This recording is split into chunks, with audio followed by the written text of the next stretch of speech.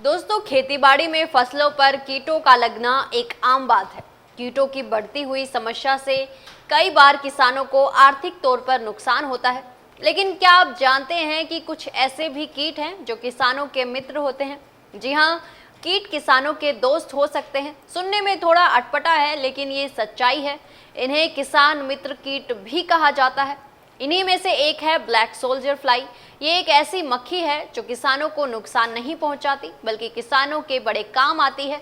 इसलिए किसान इसका पालन भी कर सकते हैं। ये मक्खी कचरे से खाद बना देती है और वहीं इसके और भी कई खासियत और फायदे हैं।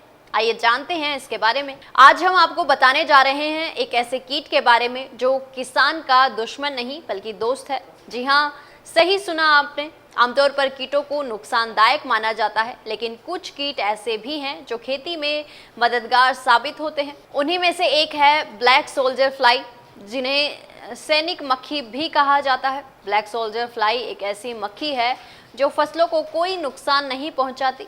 इसकी इलियां जैविक कचरे को गला गलाकर पोषक खाद में बदल देती हैं।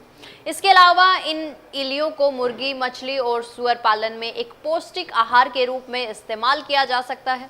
ब्लैक सोल्जर मक्खी के पालन के लिए आप एक ट्रे लें और उसमें 700 इलियां डाल दें। इसकी खासियत ये होती है कि ये 15 दिन के अंदर ही बड़ी तेजी से अपनी संख्या को बढ़ाने में सक्षम होती हैं। जब ये काफ़ी तादाद में अपनी संख्या को बढ़ा लेती हैं, बता दें कि 10 दिन में एक मादा कीट 900 अंडे देती है। मतलब एक मादा कीट से 900 बच्चे बनते हैं। वो आगे जाकर जब अपना लाइफ साइकिल पूरा कर वयस्क हो जाती हैं, तो फिर एक कीट 900 अंडे देगी।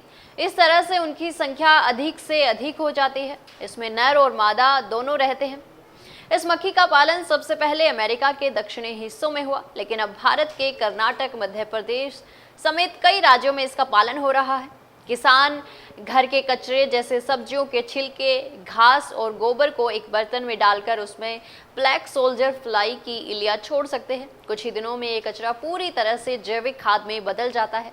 इस खाद को आप अपने खेत, बागबानी या पॉली हाउस में उपयोग कर सकते हैं, जिसमें फसलें तेजी से बढ़ेंगी और रासायनिक खादों की ज़रूरत भी कम होगी।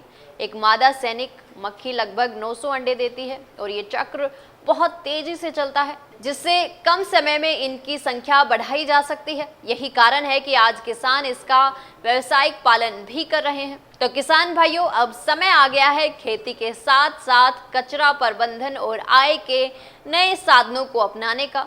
अगर आपको ये जानकारी पसंद आई हो तो वीडियो को लाइक करें, शेयर करें और चैनल को जरूर सब्सक्राइब कर लें।